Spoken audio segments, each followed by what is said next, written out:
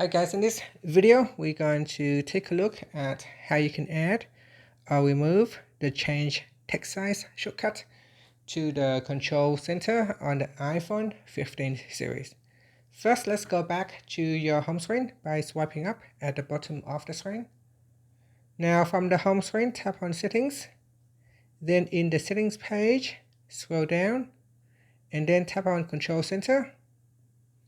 Next, scroll down to the more controls section.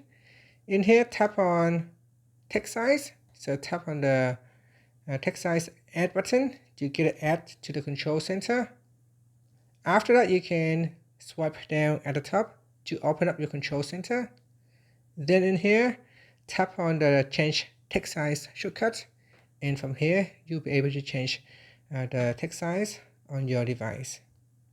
So here you can see if I go back to my menu, the text has been increased. If I change it down to 110%, you will see now it has decreases. And that's it. Finally, you can swipe up to return back to the home screen. Thank you for watching this video. Please like and subscribe to my channel for more videos.